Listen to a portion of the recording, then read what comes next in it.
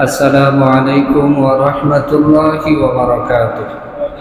أعوذ بالله من الشيطان الرجيم. بسم الله الرحمن الرحيم. وأقيموا الصلاة وآتوا الزكاة وما تقدموا لأنفسكم من خير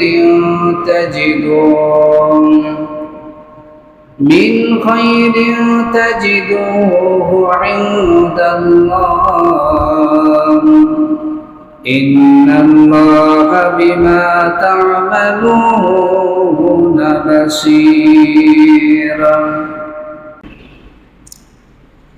উপস্থিত মুআজ্জাজ মুহতারাম, আজকের এই জুমার দিনের সম্মানিত মুসল্লি কিরাম, আমরা সর্বপ্রথম ওই মহান আল্লাহ রাব্বুল আলামিনের শুকরিয়া জ্ঞাপন করি যে মহান রাব্বুল আলামিন আমাদেরকে পৃথিবীর জমিনে সুন্দর, স্বচ্ছ, বিশুদ্ধ, পরিশুদ্ধ একটি জীবন ব্যবস্থায় শামিল করেছেন। আমরা সকলেই বলি আলহামদুলিল্লাহ। রাসূল আকরাম সাল্লাল্লাহু আলাইহি ওয়াসাল্লামের প্রতি দুরূদ এবং সালাম। যে আল্লাহর হাবিব সাল্লাল্লাহু আলাইহি ওয়াসাল্লাম ছিলেন এই পৃথিবীর জমিনে সবচাইতে সুন্দর মানুষ, যার চরিত্রের সার্টিফিকেট স্বয়ং আল্লাহ তাআলা প্রদান করেছেন, যার সাথে কোনো তুলনা এই পৃথিবীর কোনো মানুষের কোনো সৃষ্টির হয় না। সৃষ্টিকুলের শ্রেষ্ঠ সৃষ্টি হচ্ছেন রাসূল আকরাম সাল্লাল্লাহু আলাইহি ওয়াসাল্লাম। ওই রাসূলের প্রতি সবসময় অন্তরের অন্তঃস্থল থেকে দুরূদ এবং সালাম, ভালোবাসা প্রেরণ করা, রাসূলের প্রতি আমাদের মহাব্বত অন্তরে রাখা, তার আনিত জীবন ব্যবস্থা মেনে চলা, সেটা প্রত্যেক মুমিনের উপর কর্তব্য। আমরা সকলে বলি সাল্লাল্লাহু আলাইহি ওয়াসাল্লাম। আমরা গোটা বিশ্বের মুমিন মুমিনাতের জন্য দোয়া করি, বিশেষ করে ফিলিস্তিনি, গাজা, নাবলুস, জেনিন, রাফা সহ যেই অঞ্চলগুলোতে মুসলমানরা নির্বিচারে জালেমের জুলুমের শিকার হচ্ছে। আজকে মানুষ ঘরে নিরাপদ নাই, মানুষের খাবার নাই, পোশাক নাই। আল্লাহ তাআলার সাহায্য তাদের জন্য অবতারিত হয়ে গেছে। আমরা তাদের জন্য দোয়া করি, আল্লাহ আপনি আকাশ থেকে সাহায্যের ফেরেশতা পাঠিয়ে তাদেরকে হেফাজত করুন। আমরা সকলে বলি আমিন। সম্মানিত মুসল্লি ভাইয়েরা, আজকের জুম্মার আলোচ্য বিষয় জামালুল ইসলাম, ইসলামের সৌন্দর্য। গত জুম্মায় আমরা যেখান থেকে শেষ করছি, ইনশাআল্লাহ আজকে সেখান থেকেই শুরু করব। গত জুম্মায় আমরা শেষ করছিলাম নামাজ। ইসলামের দ্বিতীয় সৌন্দর্য হচ্ছে নামাজ। যেই নামাজ মানুষকে আলোকিত করে, যেই নামাজ মানুষকে পরিশুদ্ধ করে, যেই নামাজ মানুষকে খারাপ কাজ থেকে ভালো কাজের দিকে নিয়ে আসে, যেই নামাজ ইসলামের প্রকাশ্য নিদর্শন বহন করে, আমরা সকলে বলি আলহামদুলিল্লাহ। ইসলামের কোনো কাজ সবসময় প্রকাশ্যে করা হয় না, একমাত্র নামাজ দৈনন্দিন 5 বার প্রকাশ্যে মুসলমানরা আদায় করে। সেই নামাজটা মানুষকে সৌন্দর্যমণ্ডিত করে কিভাবে, সেটা গত জুম্মায় মোটামুটি আলোচনা করছিলাম। আজকে যেই কথাটা বলতে চাই সেটা হচ্ছে, একজন মানুষ যদি দৈনিক 5 ওয়াক্ত নামাজ পড়ে, তাহলে ওই ব্যক্তিকে কঠিন কোনো পীড়ায় আক্রান্ত করতে পারে না। একটা মানুষ যখন রুকু দিবে, সেজদা দিবে, দাঁড়িয়ে থাকবে, আবার সেজদার মধ্যে যাবে, প্রতিদিন যে এই কাজগুলো যদি অন্ততপক্ষে থাকে, তাহলে ওই মানুষের শরীরে কখনো কোনো রোগের বাসা বাঁধতে পারে না। মানুষটা সুস্থ, সুন্দর, স্বাভাবিক থাকে। শুধু তাই নয়, তার শরীরের যে অভ্যন্তরীণ যে পার্টস অফ দ্য বডিগুলা, শরীরের যে অঙ্গ প্রত্যঙ্গগুলা, এগুলোও সুস্থ থাকে। আমরা সকলে বলি আলহামদুলিল্লাহ। ইসলামের তৃতীয় নাম্বার যে সৌন্দর্যটা, সেটা হচ্ছে রোজা। এই রোজা মানুষকে কিভাবে যে উপকার করে, এটা আজকে মুসলমানরা না, অমুসলিমরা পর্যন্ত আজকে ফাস্টিং করছে, উপবাস থাকছে। তাদের জীবন ব্যবস্থায় রোজার ভিন্নতা আছে, কিন্তু আমরা যে ফাস্টিং, যে রোজা থাকি, ওই রোজাটা একটা মানব দেহের জন্য যে কতটুকু উপকার, একমাত্র যারা রোজা থাকে তারাই বুঝতে পারবে। বলুন সুবহানাল্লাহ। ইসলামের প্রথম যুগে রাসূল এবং সাহাবায়ে কেরামরা রমজানের রোজার পাশাপাশি অধিক পরিমাণে নফল রোজা রাখত। সোমবার, বৃহস্পতিবার রোজা রাখত, আইয়ামে বীজের রোজাগুলো রাখত। তারপর শুকরিয়া স্বরূপ তারা রোজা রাখত।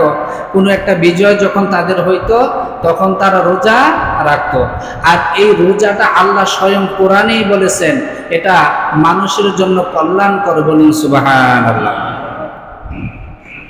আল্লাহ তাআলা পবিত্র কুরআনুল কারীমের সূরা বাকারার 184 নম্বর আয়াতে বলেছেন, ওয়া আনতাসুমু খায়রুল লাকুম ইন কুনতুম তা'লামুন। আল্লাহ তাআলা বলেছেন, তোমরা যদি রোজা রাখো সেটা তো তোমাদের জন্য কল্যাণকর। যদি তোমরা নিজেরা বুঝে থাকো তাহলে এই রমজানের রোজা এবং অন্যান্য রোজাগুলা তোমাদের শরীরের জন্য অনেক উপকার বয়ে আনবে। বলুন সুবহানাল্লাহ। ওয়া আনতাসুমু খায়রুল লাকুম, যদি তোমরা রোজা রাখো তাহলে সেটা তোমাদের জন্য কল্যাণকর। তাহলে এই যে কল্যাণ, একজন ব্যক্তি উপবাস থাকার মাধ্যমে আরেকজনের কি বোঝা যায়? দুঃখ কষ্ট বোঝা যায় না? ঘরের ভিতরে অনেক খাবার আছে, আপনি খাচ্ছেন না। আরেকজন ব্যক্তি অভাবী, আপনার ঘরে খাবার থেকে আপনি খান না, আরেকজনে খাবার না পাইয়া খায় না। রোজা মানুষকে সবচাইতে যে সুন্দর শিক্ষাটা দেয় সেটা হচ্ছে মানুষের, ক্ষুধার্ত মানুষের অনুভূতিটা বোঝা। আপনি অনবরত খেয়ে যাচ্ছেন, কিন্তু রাস্তার পাশে যাদের খাবার নাই তারা কতটুকু কষ্ট করে, এটা আসলে অভুক্ত না থাকলে বোঝা যায় না। এটা হচ্ছে পারিপার্শ্বিক সৌন্দর্য। সবচাইতে বড় সৌন্দর্য হচ্ছে একজন ব্যক্তি যখন রোজা রাখবে তখন তার শরীরটা বিভিন্ন রকমের বড় রকমের রোগ বিমার থেকে আল্লাহ হেফাজত করবেন। বলুন আলহামদুলিল্লাহ। যেমন একজন ব্যক্তি যখন রোজা রাখবে তখন তার হাই প্রেশার কি হয়ে যাবে? কন্ট্রোল হয়ে যাবে। একজন ব্যক্তি যখন রোজা রাখবে তখন তার কিডনিটা যদি ড্যামেজ থাকে তাহলে ওইটা সচল হয়ে যাবে। একজন ব্যক্তি যখন রোজা রাখবে তখন তার ডায়াবেটিস কমে যাবে। একজন ব্যক্তি যখন রোজা রাখবে তখন তার শরীরের মধ্যে অতিরিক্ত খারাপ যে টক্সিনগুলো আছে এগুলো আল্লাহ বেনিশ করে দেন। বলুন সুবহানাল্লাহ। শুধু তাই নয়, তার শরীরের যে গ্লুকোজ, এই গ্লুকোজের মাত্রাটা আল্লাহ নিয়ন্ত্রণ করে। তার শরীরের ভিতরে যে শর্করা, এই শর্করাটাকে, রক্তের ভিতরে যে শর্করাটা, এটা আল্লাহ নিয়ন্ত্রণ করে। তার রগ, উপরোগ, শিরা, উপশিরাগুলা, খাদ্যনালী থেকে শুরু করে পায়খানা, প্রস্রাব, কানা সব কিছু আল্লাহ তাকে সুস্থতা দান করেন। বলুন সুবহানাল্লাহ। সুন্দর স্বচ্ছ একটা জীবন নিয়ে সে থাকতে পারে। কিন্তু আমরা রমজানের রোজা অনেকেই রাখি, এক রমজান থেকে আরেক রমজানের মাঝখানে আর আমরা নফল রোজা রাখি না। যার কারণে দেখা যাচ্ছে আসলে রমজানের রোজা তো আমরা রাখি, কিন্তু রাসূল এবং সাহাবায়ে কেরাম, আমাদের সালাফরা, তারা কি শুধু রমজানের রোজাই রাখতেন, বাকি সময় অন্যান্য নফল রোজা রাখতেন না? রাখতেন। দুর্ভাগ্য হলেও সত্য, অনেক আছেন রমজানের রোজা রাখছেন, আমরা সকলেই জানি শাওয়ালের 6টা রোজা রাখলে সারা বছর রোজা রাখার সওয়াব, কিন্তু শাওয়ালের 6টা রোজাও রাখি নাই। অনেক মুরব্বী বাবারা আছে যে হুজুর রমজানের রোজাটাই তো কষ্ট করে রাখছি, আবার শাওয়ালের 6টা রোজা কিভাবে রাখবো? এটা আপনি কেন বলেন বাবা? আপনি বলেন তো। যেই আল্লাহ আপনাকে সুযোগ দিয়েছে 1 মাস সিয়াম সাধনা করা, আপনি কি 6টা রোজা রাখলে মরে যাবেন? কথা বলেন, মরে যাবে? মরবে না। সবচাইতে বড় কথা হচ্ছে আল্লাহর বিধানের কাছে আপনার নিজেকে সঁপে দেন, আল্লাহই আপনাকে হেফাজত করবে। বলুন সুবহানাল্লাহ। কিন্তু আল্লাহর কাছে ওইভাবে আমরা দিতে জানিও না, আর দিতে পারিও না। আল্লাহকে যদি, কারণ আমরা হচ্ছি কার? আল্লাহ। আল্লাহর কাছে যদি নিজেকে সঁপে দেই, এই উসিলায় যদি আল্লাহ আমাদেরকে মৃত্যু দেয়, তাহলে আল্লাহ আমাদেরকে শহীদি মৃত্যু দিবে। বলুন সুবহানাল্লাহ। একজন মুমিন কখনো স্বাভাবিক মৃত্যু কামনা করতে পারে না। সাহাবায়ে কেরামের মধ্যে অন্যতম সাহাবী হযরত ওমর রাদিয়াল্লাহু তাআলা আনহু, তিনি সব সময় একটা দোয়া করতেন, আয় আল্লাহ, আপনি আমাকে শহীদ মৃত্যু দেন এবং আপনার নবীর দেশে আমাকে মৃত্যু দেন। বলুন সুবহানাল্লাহ। কারণ মক্কা এবং মদিনায় এই যে হজের সিজন, হজ নিয়ে সামনে আসতেছে, এই যে হজের সিজনে অনেকে যখন আমরা মক্কা মদিনায় যাই, নিয়ত করে যাই, আল্লাহ আমাকে আর ফিরাইয়া আইনো না, ওই জায়গায় আমাকে মৃত্যু দিও। এখন কথা হচ্ছে, এই যে তামান্না, এটা কি ইসলামে জায়েজ আছে কিনা? প্রথমত কথা হচ্ছে, এরকম তামান্না করা ইসলামে জায়েজ নাই। এরকম আকাঙ্ক্ষা করা, আল্লাহ আমাকে অমুক জায়গায় মৃত্যু দিও, তমুক জায়গায় মৃত্যু দিও, অমুক সময় মৃত্যু দিও, আমাকে তুমি ধ্বংস করো, আমার আর ভাল লাগে না, আমাকে মৃত্যু দিও, মৃত্যু কামনা করা ইসলামে জায়েজ নাই। তবে হ্যাঁ, আল্লাহ রাসূল সাল্লাল্লাহু আলাইহি ওয়াসাল্লামের শহর মদিনাতুন নবী, ওইখানে মৃত্যু কামনা করা, ওইখানে নিজের মৃত্যুটা হওয়া, সেই তামান্না করা, এটা ইসলামে জায়েজ। কেন? আমাদের পূর্ববর্তী একজন সালাফ ছিলেন, তিনি ছিলেন ইমাম মালিক রাহিমাহুল্লাহ। নাম শুনেন নাই? ইমাম মালিক, মদিনাবাসী যার মাযহাবের অনুসরণ করে, মালিকি মাযহাব। ইমাম মালিক রাহিমাহুল্লাহ, তিনি যখন তার সর্বশেষ, উমরা তো অনেকবার করছেন, তিনি হজ করছেন একবার, সর্বশেষ যখন তিনি হজ করেছেন, এই হজ করার পরে রাসূলের রওজায় গিয়েছেন জিয়ারত করার জন্য। এই রওজায় যে তিনি আর মদিনা থেকে বের হন নাই। তার তামান্না ছিল যে আমি নবীর মদিনায়, নবীর শহরে আমি ইন্তেকাল করব, যার কারণে তিনি আর তার দেশে ফিরে যান নাই। মৃত্যুর পূর্ব পর্যন্ত তিনি হাদিসের খেদমত করে গেছেন এবং আল্লাহ রাসূলের শহরে ইন্তেকাল করেছেন। আল্লাহ রাসূল সাল্লাল্লাহু আলাইহি ওয়াসাল্লামের একটা অমিও বাণী আছে, যে ব্যক্তি আমার শহরে ইন্তেকাল করবে, আল্লাহ তাআলা তাকে জাহান্নামের ফিতনা থেকে হেফাজত করবে। বলুন সুবহানাল্লাহ। এই তামান্নার উপর ভিত্তি করে ইমাম মালিক রাহিমাহুল্লাহ, তিনি আর বাড়িতে ফিরে যান নাই। একটা আছে তামান্না করা, আর একটা আছে মৃত্যু কামনা করা। মৃত্যু কামনা করা জায়েজ নাই, কিন্তু অমুক জায়গায় মৃত্যু হওয়া, রাসূলের শহরে। এখন আসেন, বলে হুজুর মক্কা শহরের কথা তো এখানে নাই। দেখেন, সব কথা সব জায়গায় থাকে না, কিছু কথা কিয়াসের মাধ্যমে বুঝে নিতে হয়। যারা আমরা কিয়াস বিশ্বাস করি, যারা ইজমা বিশ্বাস করি, কোরআন হাদিসের পাশাপাশি এই দুইটা জিনিস আমরা আহলে সুন্নাত ওয়াল জামাতের দ্বারা যারা বিশ্বাস করি। এখন বলেন, মক্কার জমিন উত্তম না মদিনার জমিনটা উত্তম? বলেন তো। অবশ্যই মক্কা। কথা বলেন, মক্কা না? মক্কা থেকে মদিনাটার গুরুত্ব কম, কিন্তু মদিনা থেকে মক্কার গুরুত্বটা বেশি। আপনার যদি হঠাৎ করে মক্কা ইন্তেকাল করেন, অথবা আপনি মক্কা বসবাস করে যদি মক্কা ইন্তেকাল করেন, তাহলে অবশ্যই, যেহেতু মদিনায় ইন্তেকাল করার ভিতরে কি আছে, একটা ফজিলত আছে, মক্কা ইন্তেকাল করার ভিতরে আরো ফজিলত আছে। বলুন সুবহানাল্লাহ। কি অবস্থায়?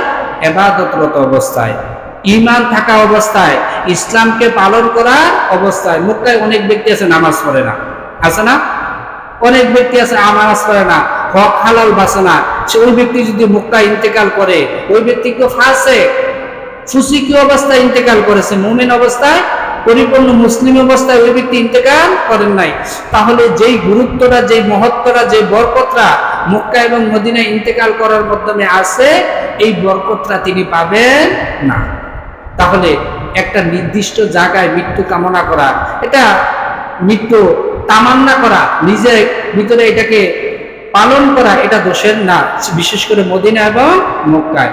কিন্তু আমি নিয়ত করে গেলাম, আল্লাহ মক্কা ছাড়া, মদিনা ছাড়া আমার আর মৃত্যু দিও না, ওইখানে মৃত্যু না ঘটাই আমারে আর আইনো না, ডাইরেক্ট এইভাবে মৃত্যু কামনা করা উচিত না। তাহলে যেই কথাটা বলতেছিলাম, সেটা হচ্ছে রোজা। আমরা বেশি বেশি করে রোজা রাখবো। রোজা রাখলে দেখা গেছে দৈনিক আমরা অনেক ওষুধ খাওয়া লাগে। অন্তত পক্ষে এই যে খাদ্যের কারণে যে রোগগুলো আমাদের শরীরে তৈরি হয়, আজকে ম্যাক্সিমাম এগুলো এত কারণে, দুইটা কারণে আমরা আজকে অসুস্থ। একটা হচ্ছে খাদ্যের কারণে, আর একটা হচ্ছে পরিবেশের কারণে, বাতাসের কারণে। দূষিত বায়ুর কারণে আমরা অসুস্থ হই, আর খাদ্যের কারণে অসুস্থ হই। আমরা যদি রমজানের রোজার পাশাপাশি অন্যান্য নফল রোজাগুলোও রাখি, তাহলে আমাদের যে খাদ্যের কারণে যে অসুস্থতা, এটা আল্লাহ আমাদেরকে কমিয়ে দিবেন। বলুন সুবহানাল্লাহ। তারপরে আসেন 4 নম্বরের এই সৌন্দর্যটা, সেটা হচ্ছে যাকাত। ইসলামের ৪র্থ নাম্বার সৌন্দর্যটা হচ্ছে যাকাত। কিভাবে? একজন ব্যক্তি তার প্রাপ্য যাকাতটা যদি সে পায়, আর যেই ব্যক্তি যাকাত দেওয়ার তৌফিক আছে ওই ব্যক্তি তার হিস্সাটা, তার নির্দিষ্ট পরিমাণটা যদি মানুষকে দিয়ে দেয়, বলেন এই পৃথিবীতে অভুক্ত মানুষ থাকবে? থাকবে না। আমাদের সমাজেও থাকবে না, পরিবেশেও থাকবে না, পৃথিবীতেও থাকবে না। কিন্তু যাকাত না দেওয়ার কারণে আজকে পৃথিবীর এক জায়গার মানুষ না খেয়ে মরে, আরেক জায়গার মানুষ খাবার অপচয় করে। পৃথিবী থেকে আমরা শিক্ষা পাই এমনটা যে পৃথিবী অনেক জাতি ছিল, অনেক সম্প্রদায় ছিল, যাদেরকে আল্লাহ প্রাচুর্যতা দিয়েছিল, অনেক সম্পদ দিয়েছিল, খাবারের কোনো অভাব ছিল না। আজকে তারা খাবার পায় না। অতএব ধন সম্পদ এটা আল্লাহর পক্ষ থেকে আমাদের জন্য একটা হাদিয়া। এই হাদিয়ার নির্দিষ্ট একটা অংশ যদি আমরা প্রতি বছর যাকাত দেই, তাহলে অবশ্যই গরিব দুঃখী অসহায় যারা আছে তারা নিজেদের যে চাহিদা, তাদের যে অভাব অনটন, এটা মোচন করতে পারবে। এটা অন্যতম ইসলামের একজন সৌন্দর্য। একটা ব্যক্তির কাহিনী আপনাদেরকে বলি, সেটা হচ্ছে এই, বেশ কিছুদিন আগে আমি একটা আর্টিকেল পড়েছিলাম। নাইজেরিয়ার একজন ব্যক্তি, নাইজেরিয়ার পেট্রোলিয়াম অর্থাৎ তেল পুরাটার প্রায় 80% তিনি নিয়ন্ত্রণ করেন। আমদানি রপ্তানি তার মাধ্যমে হয়। তার কত টাকা সে নিজেও জানে না, কিন্তু ওই ব্যক্তি এত টাকা থাকার পরেও তার অন্তরে কি নাই? কোনো প্রশান্তি নাই। সে প্রশান্তি অনুভব করে না।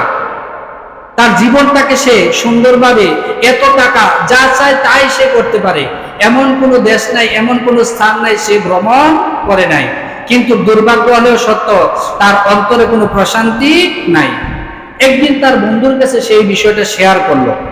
শেয়ার করার পরে বলল যে ভাই, আসলে এত টাকা তারপরে মনের ভিতরে শান্তি নাই, কি করতে পারি? তখন তিনি একটা দাতব্য প্রতিষ্ঠানে তাকে নিয়ে গেলেন। বললেন আসো, তুমি মনের শান্তি খোঁজো, আসো। তিনি একটা চ্যারিটি প্রতিষ্ঠানে তাকে নিয়ে গেলেন। বললেন দেখো, এখানে সব অটিজম শিশুরা বসবাস করে। এই অটিজম, কেউ ল্যাংড়া, কেউ কানা, কেউ খোড়া, তাদের অনেক অভাব, তারা তাদের চাহিদা পূর্ণ করতে পারে না। তুমি একটা কাজ করো, 200টা হুইল চেয়ার তাদেরকে কিনে দাও, অন্তত পক্ষে যারা যাতে কি করতে পারে, নিজেদেরকে হুইল চেয়ারে বসিয়ে এক স্থান থেকে আরেক স্থানে নিতে পারে। বন্ধুর পরামর্শ অনুযায়ী, তার যদিও এই পরামর্শটা তেমন ভালো লাগে না, যে এত জায়গায় ঘুরলাম, এত কিছু করলাম, তারপরে মনে শান্তি নাই। আমার বন্ধু যখন বলছে যা দিলাম, 200টা হুইল চেয়ার কিনে দিলাম, শর্ত দিলেন একটা, যে ঠিক আছে, যেই দিন এই হুইল চেয়ার গুলো আমি বিতরণ করবো ওই দিন তুমি আমার সাথে থাকবে। বলুন না সুবহানাল্লাহ। যেই দিন বিতরণ করবো ওই দিন তার সাথে তার বন্ধু, যেই ধনী ব্যক্তি নাইজেরিয়ান, তাকেও নিয়ে গেল। তার হাত দিয়ে প্রত্যেকটা অটিজম শিশুকে এই হুইল চেয়ার গুলা বিতরণ করলো। যখন এই শিশুরা এই হুইল চেয়ার গুলা পাইলো, পাওয়ার পরে তাদের অন্তর যে কি যে একটা আবেগ, কি যে একটা অনুভূতি, তাদের চোখের পানিগুলা দেখে একটা ছেলে তো তার পায়ে লুটিয়ে পড়ছে। সে তার অনুভূতিটা এভাবে প্রকাশ করলো যে একটা হুইল চেয়ার অভাবে আমি আমার জীবনটাকে নরক মনে করতাম, আপনি আমাকে একটা হুইল চেয়ার দান করছেন, আমার জীবনটা আজকে অনেক সহজ হয়ে যাবে। অতএব আপনি আমার পিতৃতুল্য।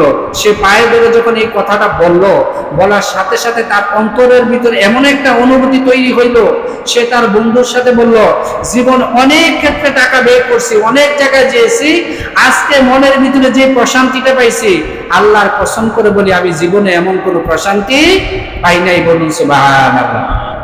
আমরা ছোটবেলায় সবাই একটা কথা বলছি, সেটা কি? ভোগে নয়, ত্যাগেই প্রকৃত সুখ। আজকে আমরা ভোগ করতে ভালোই জানি, কিন্তু ত্যাগ করতে কেউ জানি না। আল্লাহর নামে শপথ করে বলি, আপনি 1টা টাকা হোক, 5টা টাকা হোক, 10টা টাকা হোক, হৃদয় থেকে যদি আপনি দান করেন আল্লাহর রাস্তায়, এর যে একটা প্রশান্তি, আপনি 1000 টাকা রিসোর্টের ভিতরে বৈশা খাইলেও এই প্রশান্তিটা পাবেন না। আপনি মহিস্তেল দিয়ে খান, আর মানুষকে নিয়ে খান, মানুষকে দিয়ে খান, এর ভিতরে যে একটা আনন্দ আছে, আমরা প্রায় সময় কই একা খাইছি ভালো লাগছে না, যদি 8-10 জন লইয়া খাইতাম তাহলে মজা লাগলো। বিষয়টা এমন না, একলা খাবারটা আসলে ভালো লাগে না। যখন 8-10 জন মানুষকে নিয়ে একসাথে খাই তখন কি একটা মনের ভিতর প্রশান্তি অনুভব করি। এই জন্য তো ইসলামের নীতিটা হচ্ছে এই, দস্তরখানে বৈশা খাও, বড় প্লেটের মধ্যে বৈশা খাও, পরিবারের সবাই একসাথে খাও। আনসালাল্লাহু রাহমা আলা তাআম, এই খাবারের উপরে আল্লাহর রহমত বর্ষিত হবে, অর্থাৎ তোমাদের অন্তর করে আল্লাহ মিলিয়ে দিবেন। বলুন সুবহানাল্লাহ। শুটকি দিয়েই খাই না, একসাথে যদি খাই তাহলে আল্লাহ অন্তরে কি দিবেন? প্রশান্তি দিবেন। এই পৃথিবীতে এখন আলহামদুলিল্লাহ বাংলাদেশের মানুষের অর্থের তেমন সংকট নাই। মানুষ এখন, আগে না শুক্রবারে দেখা গেছে যে ভিক্ষা দিতে দিতে মোরসাল হয়ে বইতো সারা সপ্তাহ, এগুলো দেওয়ার পরে আবার দাঁড়ান থেকে দেওয়া লাগতো। এখন কি ভিক্ষুক তেমন খুঁজে পাওয়া যায়? এখন যদিও ডিজিটাল ভিক্ষুক, আধুনিক ভিক্ষুক, ওই কথা নাই বলছি। এখন মানুষ দুই বেলা দুই মুঠো খাইতে পারে, কিন্তু বলেন আগেরকার মানুষের যে অন্তরে প্রশান্তি ছিল, এখন কি এমনটা আছে? নাই। অতএব আমরা আমাদের নির্দিষ্ট যে একটা অংশ হিস্সা, ইসলাম যে যাকাতটা আমাদের জন্য নির্ধারণ করেছেন, এটা যদি আমরা দিয়ে দেই, অবশ্যই আল্লাহ তাআলা আমাদের জীবনটাকে সৌন্দর্যমণ্ডিত করবেন। আমরা সকলে বলি সুবহানাল্লাহ। তারপরে পঞ্চম নাম্বার যে সৌন্দর্যটা ইসলামের, সেটা হচ্ছে হজ। সেটা কি? হজ। জীবনে একবার হজ আদায় করা কি ফরজ না? সেই ফরজটা কি? ফরজে আইন, ফরজে কিফায়া না। কিন্তু ইসলামের এই সৌন্দর্য, এই শেয়ারটা, এই ফিলারটাকে আমরা অনেকে অবহেলা করি। আমাদের হজের টাকা আছে, আমাদের সম্পত্তি আছে, আমরা মনে করি কি জানেন, যে আমাদের ছেলে সন্তান, আমাদের আত্মীয় স্বজন, আমাদের সবার যে চাহিদা আছে, এটা পূর্ণ করে দিয়ে যদি কিছু টাকা থাকে, আর এটা যদি হজের সমপরিমাণ হয়, হজ করার মতন হয়, তাহলে আমরা হজ করবো, নাইলে হজ করবো না। হজ করা লাগবে। এমন মানুষও আমি দেখছি 30 কালি 40 কালি সম্পত্তির মালিক, ওই ব্যক্তি হজ করে না। কেন ভাই করেন না? তাও খাইতে মেদো পাই না, কি হজ করা? অথচ ওই ব্যক্তি যদি তার একটা জমিনের একটা অংশ বেচে, তাহলে ওই ব্যক্তি হজটা করতে পারে। বলে ভাই হাতে তো টাকা পয়সা নাই, আপনার হাতে টাকা পয়সা থাকার কি দরকার? আপনি কি করেন? আপনার সম্পত্তি থেকে কি করেন? আপনি বিক্রি করে হজ করেন। কিন্তু দুর্ভাগ্য হলো সত্য, আমরা হজটা নিয়ে ইসলামের সবচাইতে বেশি অবহেলাটা করি। করামেদো করছি, তো সামনে বছরে যাবো, হ্যাঁ করামেদো সমস্যা নাই, এখনো তো বুড়া হই নাই। হজ থেকে আইসে একবার আল্লাহর ওলি হয়েছি, কেন টুপিটা মাথার দিয়া তসবিহ একটা আতলাইয়া, এখন তো যথেষ্ট ইয়া। এখন যদি হজটা করে আই, হজটা যদি দইরা রাখতাম, খালি হজ দইরা রাখুন লাগবো, কি করান লাগবো? কথা কম না, একটা কথা কই না, হজদারে ধরে রাও লাগবো। কেমনে? একবারে রশি দিয়া বাইন্দা বালা করে হজদা ধরে রাও লাগবো। হজ কইরা আইসা আবার 2 নম্বরই 4 নম্বরই করা, এটা আবার কেমন হজ? একবারে শেষ বয়সে যান, এমন বয়সে যাতে করে হামাগুড়ি দিয়ে হজটা করে ইয়া একবারে মসজিদের ভিতরে ঢুকালে আর যাতে বারণের কাম না লাগে। অথচ ইসলামের আদর্শটা কি? সাহাবায়ে কেরামরা কি বৃদ্ধ বয়সে হজ করছে? না, হজ করবেন ইয়াং বয়সে, যাতে প্রত্যেকটা হুকুম এবং আহকাম আমরা কি করতে পারি? সুন্দরভাবে আদায় করতে পারি, একদম যথাযথভাবে আদায় করতে পারি। বার্ধক্যের কারণে, অসুস্থতার কারণে হজের কোনো বিধান যাতে লঙ্ঘিত না হয়। সব ঠিক আছে, কিন্তু হজের প্রতি আমরা উদাসীন। আল্লাহর হস্তে বলি, হজের মৌসুম আসছে, এই বছর না হয়, যাদের টাকা আছে, আপনি অভাব অনটনের চিন্তা করিয়েন না। বলে 7-8 লাখ টাকা দিয়ে হজ করাম, সাথে এত লাখ টাকা আমার অ্যাকাউন্ট থেকে চলে যাবে, আমার সম্পত্তি থেকে চলে যাবে, হজ কইরা এ আবার কি টাকায়? ঠিক না? এই চিন্তার কারণে অনেকে কি করতে পারে না? হজ করতে পারে না। 7-8 লাখ টাকা হজ করে নিলে, এটা যদি ব্যাংকের ভিতরে যদি রাখি, অথবা এদিকে এদিক যদি কোনো লারি সারি, তাহলে তো মোটামুটি চলতে পারবো। এই টাকাটা অযথা দরকার আছে এই হজ করে খরচ করানোর? ভাই অনুরোধের স্বরে রাখি, হজ করা কিন্তু ফরজ। ইসলামের একটা ক্ষতি, হজ করার তৌফিক থাকা সত্ত্বেও যদি আপনি হজ না করে ইন্তেকাল করেন, মনে রাখবেন আপনি ইসলামটাকে পরিপূর্ণ করে যান নাই, ইসলামের একটা পিলারকে ধ্বংস করে গেছেন। অতএব এই ইসলাম আপনার জিলা ধরবে না, এই ইসলাম দ্বারা কোনো উপকার আপনি পাবেন না। অতএব ইসলামের এই মহান সৌন্দর্যটাকে আপনি, বিশ্বের কত স্থান থেকে মানুষ আছে, বিশ্বের কত বৈচিত্র্য দেখা যায়, বিশ্ব মুসলিমের একটা মিলন মেলা হচ্ছে কি? হজ। পৃথিবীর এমন একটা কনফারেন্স দেখান তো, এমন একটা মিলন কেন্দ্র দেখান তো, এত ভিন্ন ধর্মের, এত ভিন্ন প্রজাতির মানুষ, ভিন্ন রঙের মানুষ, ভিন্ন ভাষাভাষীর মানুষ একত্রিত হয় না। প্রতি বছর প্রায় 25 থেকে 30 লক্ষ মানুষ একত্রিত হয়, যদিও অ্যাপ্লিকেশন করে প্রায় 1 কোটি 1.5 কোটি, কিন্তু সবার কি নসিব হয় না। বাছাই করে যাচাই করে যারা আগে একবার হজ করছে তাদেরকে অনুমতি দেয় না, বা বাংলাদেশের জন্য এত লক্ষ হাজি নির্ধারণ করে দেয়, অমুক দেশের জন্য এত হাজার, অমুক দেশের জন্য এত হাজার। কিন্তু আপনার অন্তরে যদি তামান্নাটা থাকে যে আমি হজ করব, কিন্তু অ্যাপ্লিকেশনের জটিলতার কারণে যদি আপনি না করতে পারেন আর এই অবস্থায় যদি মৃত্যুবরণ করেন, অবশ্যই আল্লাহ তাআলা আপনাকে হজের সওয়াব দান করবেন, বলুন সুবহানাল্লাহ। অতএব এক আল্লাহর সাক্ষ্যটা শুধুমাত্র মানুষ আবেগ নিয়ে কাবা শরীফে দেয়। আল্লাহর অস্তিত্বটা, আল্লাহ তাআলার মহত্বটা, বরত্বটা মানুষ একমাত্র হজে গেলে কি করে উপলব্ধি করতে পারে। আল্লাহর কাছে উপস্থিতিটা একমাত্র মানুষ হজে গেলে স্বীকার করে, লাব্বাইক আল্লাহুম্মা লাব্বাইক, উপস্থিত হে আল্লাহ উপস্থিত, লাব্বাইক লা শারীকা লাক। শিরিক থেকে মুক্ত থাকার প্রকাশ্য আবেগ নিয়ে স্বীকৃতি একমাত্র বাইতুল্লাহ যে মানুষ দেয়। আর শিরিকের ভয়াবহতা কি এটা তো বিভিন্ন সময় আপনারা শুনছেন, নিজেরাও জানেন। এক আল্লাহর আনুগত্য কিভাবে করা লাগে, এক আল্লাহকে কেন্দ্র করে জীবনটাকে কিভাবে ঘূর্ণয়মান করা লাগে, হজে না গেলে মানুষ বোঝে না।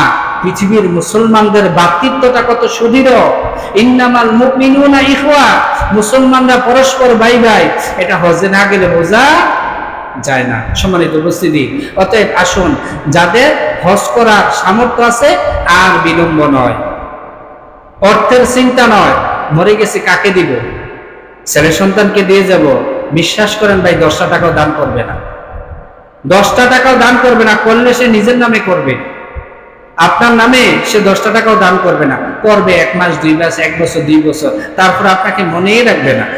তখন ফতুয়া টুয়াইব কবর জিয়ারত করো নাজায়েজ, মৃত ব্যক্তির নামে দোয়া করা কি নাজায়েজ। এই যে বাসুন্না তাওয়া বাচ্চা তাওয়া কিছু ফতুয়া আছে না, তখন এডি টুয়াইব বইয়ে বইয়ে।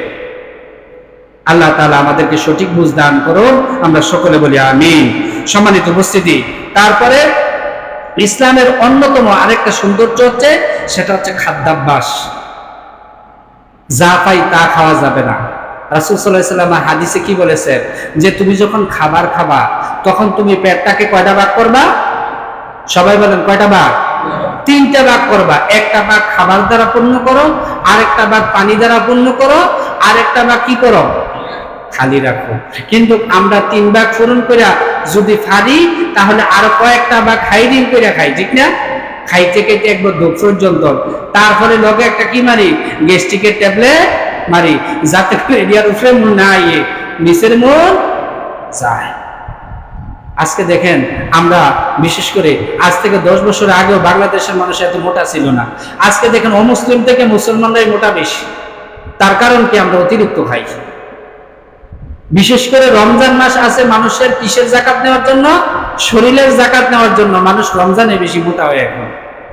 ইফতারি খাই, রাতে খাই, আবার মধ্যরাত্রে খাই। ইফতারির মধ্যে এমন খানা খাই, সারাদিন জাগালে বলে একত্বতা খাই। কিন্তু খাদ্যাভ্যাস অত্যন্ত গুরুত্বপূর্ণ জিনিস। আপনার শরীরের সৌন্দর্য, আপনার সুস্থতার জন্য আল্লাহ রাসূল সাল্লাল্লাহু আলাইহি ওয়াসাল্লাম, আমরা সবাই জানি, 2টা 3টা খেজুর খেয়েও তিনি কি করেছেন? রোজা রেখেছেন। তিনি 2টা 3টা 1টা খেজুর খেয়েও তিনি রোজা ভেঙেছেন। 1 পেয়ালা দুধ দিয়ে অনেক সাহাবীদেরকে তিনি খাওয়িয়েছেন, ঠিক না ভাই? সবচাইতে বড় কথা হচ্ছে, আমরা যে খাবারটা খাবো ওই খাবারটা যেন বরকতময় হয়। বরকতময় তখন হবে যখন খাবারের শুরুতে অন্ততপক্ষে আমরা আল্লাহর নামটা নেব। কয়জন মানুষ আছে বলেন, আজকে খাবারের আগে বিসমিল্লাহটা পড়ি, খাবারের দোয়াটা পড়ি, খাবার শেষ করে আমরা যে একটা দোয়া আছে ওইটা পড়ি, বা খাবারটা খেয়ে যে শুকরিয়া আদায় করা লাগে সেটাও আজকে আমরা নিজেরাও তো। আজকে দেখেন আমাদের খাবারটা ফ্যাশন হয়ে গেছে। আজকে আমরা খাবার কিন্তু খিদার লেগে খাই না, আমরা খাবারটা খাই ফ্যাশনের জন্য। দুপুরবেলা খাইছি, আসরের রক্তও খাইছি, আবার বাজারে গেলাম, ভাইয়া বন্ধু আইছে না, তাদের সাথে যদি আবার দোকানে বসে কিছু না খাই, তারা কি মনে করবে? কৃপণ মনে করবে। বা একজনের বাড়িতে গেলাম, ওই ব্যক্তি আমাকে কি করলো? সমাদর করলো। আবার তার এনে যদি না খাই, আবার কি করবে? মানুষ খাবার না খাইলে মনে হয় লোকটা কেমন, নিজেও খায় না, মানুষকেও খাওয়ায় না। ঠিক আছে, আপনি সামান্য একটু নেন, বলে ভাই আমি খেয়ে আসছি, আমি অতিরিক্ত খাবার খাই না। খাবারটাকে আজকে আমরা বিনোদন বানিয়ে নিছি। সপ্তাহে অমুকখানে যাইতে হবে, অমুক বুফেতে যাইতে হবে, অমুক রিসোর্টে যাইতে হবে, তমুকখানে যাইতে হবে। সপ্তাহে মেনু, এতদিন গোস্ত থাকবে, এতদিন মুরগা থাকবে, এতদিন মাছ থাকবে, এতদিন অমুক থাকবে। আরে বাপ রে বাপ, খাবারের একটা বিশাল আয়োজন। বা কেউ যদি আমরা দাওয়াত করি, ব্যক্তি একজন, আইটেম 10টা। বিশেষ করে অনুষ্ঠানগুলোতে কি পরিমাণ খাবার যে আমরা অপচয় করি, অথচ ডাইরেক্ট ইসলামের বাণীটাই হচ্ছে কোনো কাজ করলে মানুষ শয়তানের ভাই হয় না, একমাত্র অপচয় করলে শয়তানের ভাই হয়। শয়তানের ভাই হইলে তেমন কোনো সমস্যা নাই নাকি? আমরা অপচয়টা আজকে বেশি করি। বিশেষ করে আরব বিশ্বের তারা তো অত্যন্ত নাজাহাল, যারা খাবার পাইতো না, খেজুর একমাত্র, উটের দুধ একমাত্র, উটের গোস্ত একমাত্র তাদের খাবার ছিল। আজকে বহির্বিশ্ব থেকে কত রকমের বাহারি খাবার যে তারা খায়। আমাদের দেশে যেগুলো উৎপন্ন হয় এগুলো আমরা নিজেরা পাই না, কিন্তু তাদের দেশে টাকার জোরে, ডলারের জোরে যায়, কিন্তু খাবারগুলা যা না খায় তার থেকে বেশি অপচয় করে। অতএব খাদ্যাভ্যাসটা আমাদের ঠিক রাখা লাগবে যদি আমাদেরকে ফিট থাকতে হয়। যা পাইছে তা খাওয়া যাবে না। বিশেষ করে অ্যালকোহল যুক্ত বেশি খাবার আজকে আমরা খাই। বিশেষ করে ড্রিঙ্ক জাতীয় যে খাবারগুলা, বিশেষ করে স্প্রিট, টাইগার, তারপরে হাল এরকম আছে না কিছু, আমাদের যুবকরা তো এগুলা না খাইলে তাদেরকে যুবকই মনে হয় না, তাদের শরীরে কারেন্ট আসে না, স্পিড আসে না। এগুলা ডাইরেক্ট মদ, এগুলা খাবা না তোমরা। এগুলো একটা অ্যালকোহল, যদিও মাত্রায় কম। এগুলা তো মদ থাকে, যদিও মাত্রায় কম। বলেন, মদ একটু খাইলে কোনো সমস্যা নেই নাকি? এক বোতল খাইলে যেই গুনাহ, একটু খাইলে একই গুনাহ। আমাদের শরীরের পাঁচগুলো আজকে এগুলা শেষ করে দিচ্ছে। হালাল খাবারটা আমরা যেন পরিমিত খাই, রাসূলের সুন্নাহটা যেন আমরা অনুসরণ করি। এই রাসূলের এই যে সুন্নাহ, এগুলো যদি আমরা পালন করি, কত সৌন্দর্য ইসলাম আমাদেরকে দিয়েছে। কিন্তু ইসলামের রঙে আমরা রঙিন হই না, আমরা বিদেশির রঙে রঙিন হই, বহির্বিশ্বের মানুষকে অনুসরণ করি। ইসলাম, একজন ব্যক্তি দেখেন, আজকে আমরা আসছি মসজিদে, বলেন তো এখানে এমন একজন ব্যক্তি আছেন যে আপনার বাড়িতে পাঞ্জাবি নাই? কইতে পারবেন না, আছে না? কিন্তু আমরা পাঞ্জাবি মসজিদে গাও দিয়ে আসি না। কিন্তু কোথাও যদি অনুষ্ঠানে যাই, তখন পাঞ্জাবি ইস্তারি করা গাও দেখি। আল্লাহর ঘরে মসজিদে আসি না সৌন্দর্য নিয়ে, কোথাও যাইতে গেলে পাঞ্জাবি বাজমা ঠিকই আমরা লাগাই। আল্লাহর ঘরে আসি মনে হয় যেন আমার মতন ফকির আর কেউ নাই। আল্লাহ যেমন হগির, নাউজুবিল্লাহ, আমরাও হগিরের দরবারে আসি। অথচ আল্লাহ কি বলছেন? ওয়াল্লাহুল গনি ওয়া আনতুমুল ফুকারা, আল্লাহ ধনী, তোমরা হচ্ছে ফকির। আল্লাহ তাআলা সূরা আরাফে বলেছেন, ইয়া বানি আদম খুযু যিনাতাকুম ইনদা কুল্লি মসজিদ, হে বনি আদম, তোমরা যখন মসজিদে আসবা, তোমরা তোমাদের সৌন্দর্য বৃদ্ধি করে আসো। পাঞ্জাবি আজকে আমরা পড়তে চাই না, সুন্নতি লেবাস আমরা ধরতে চাই না। তার কারণ আমরা সুন্নতি লেবাসটাকে নিজের জন্য বার্ডেন মনে করি। অতএব ইসলামের এই যে প্রকাশ্য সৌন্দর্য, আপনি মনে রাখবেন, একটা পাঞ্জাবি, একটা টুপি মাথায় দেন, আপনি যদি শার্ট প্যান্ট পরে 10টা অপরাধ করতেন, এই ইসলামী লেবাসটা থাকার কারণে অন্তত 2টা অপরাধ কম করবেন। আজকে আপনার 2টা অপরাধ কমে গেছে, কালকে আরো 2টা করবে। এভাবে আপনার ভিতরে এই ইসলামী লেবাস ধরার কারণে একটা পরিবর্তন আসতে বাধ্য। সম্মানিত উপস্থিতি, তারপরে যেই কথাটা বলতে চাই সেটা হচ্ছে, ইসলামের অন্যতম আরেকটা সৌন্দর্য হচ্ছে, সেটা হচ্ছে ক্ষমা প্রদর্শন করা। আজকে আমরা সব পারি, কিন্তু মানুষকে ক্ষমা করতে পারি না।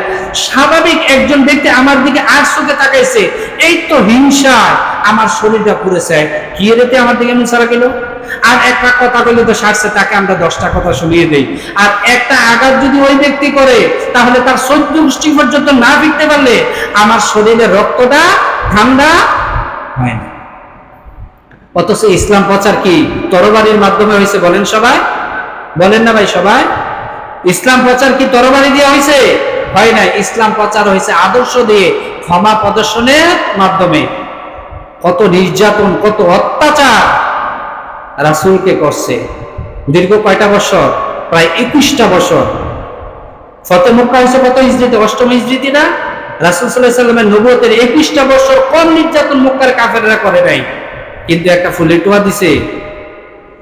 আল্লাহ রাসূল কি বলছে? আজকে সবচাইতে নিরাপদ ওই ব্যক্তি যে আবু সুফিয়ানের ঘরে আশ্রয় গ্রহণ করবে। অথচ আবু সুফিয়ান ছিল কুরাইশদের নেতা, কাফেরদের নেতা, সে সবচাইতে বেশি কষ্ট দিয়েছে, কিন্তু রাসূল বলছে তার ঘরে যে আশ্রয় নেবে সে সবচাইতে বেশি নিরাপদ। সবকিছু করতে পারি, ক্ষমাটা আজকে আমরা করতে পারি না। মনে রাখবেন, মনে রাখবেন, মনে রাখবেন, প্রতিশোধ নেওয়ার আনন্দ বেশি দিন থাকে না। একজন ব্যক্তি আপনি যদি তাকে ক্ষমা করতে পারেন, এই আনন্দটা মৃত্যুর পূর্ব পর্যন্ত আপনাকে আন্দোলিত করবে। বলুন সুবহানাল্লাহ। প্রতিশোধ দিচ্ছেন তো সাথে সাথেই শেষ। আর একজন ব্যক্তিকে ক্ষমা করে দিচ্ছেন, ওই ব্যক্তি যেমন আবেগপ্রবণ হবে, আপনিও আল্লাহর কাছে শুকরিয়া আদায় করতে পারবেন। এই ক্ষমা প্রদর্শনের মাধ্যমে ইসলাম গোটা পৃথিবীতে আজ ছড়িয়ে পড়েছে। মুসলমান হচ্ছে ক্ষমার জাতি, কখনো কাউকে আগে আঘাত করার জাতি না। বলেন, আপনি যদি কাউকে আগে কটু বাক্য না বলেন, কাউকে আগে আঘাত না করেন, কাউকে আগে মানুষকে যদি হিংসা না করেন, বলেন আপনি কি এটার আক্রান্ত হবেন না? কার এত ভাইয়া কাজ নাই যে আপনি কাউকে আঘাত করছেন না, আপনাকে সে আঘাত করবে? হ্যাঁ, কিছু মানুষ থাকবে, ওই সমস্ত মানুষ থেকে আপনি এড়িয়ে চলবেন। আসেন আমরা ক্ষমা প্রদর্শন করি। ইসলামের এই যে ক্ষমা নামক এই সৌন্দর্যটা, এটাই যদি আমরা লালন করি, তাহলে অবশ্যই আমরা সৌন্দর্য মণ্ডিত হব। সর্বশেষ যে কথাটা বলতে চাই সেটা হচ্ছে ইসলামের সবচাইতে এবং গুরুত্বপূর্ণ সৌন্দর্যটা হচ্ছে বৈবাহিক সিস্টেম। আজকে পৃথিবীর প্রত্যেকটা অঞ্চলে অসুন্দর সব জায়গায়। আজকে যদিও অমুসলিমদের কাছে শর্ট কাপড় পরা, উলঙ্গ থাকা, এটাই তাদের কাছে সৌন্দর্য, কিন্তু আজকে পৃথিবীর মানুষ বুঝতে শিখেছে, অমুসলিমরা পর্যন্ত, অমুসলিম পার্লামেন্টাররা পর্যন্ত তারা বুঝতে শিখেছে যে শর্ট কাপড়ের ভিতরে সৌন্দর্য নাই, বরং ব্রড কাপড়ের ভিতরে কি আছে? সৌন্দর্য আছে। বৈবাহিক ছাড়া সম্পর্কের ভিতরে কোনো সৌন্দর্য নাই, বিবাহের ভিতরে সৌন্দর্য আছে।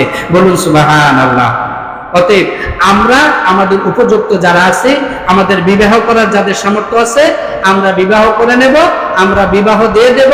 বিবাহের বাইরে কোনো সম্পর্ক কারোর সাথে তৈরি করব না। গার্লফ্রেন্ড বয়ফ্রেন্ড নামক এই অপসংস্কৃতি থেকে নিজেরাও বাঁচবো, আমাদের সন্তানদেরকেও বাঁচাবো।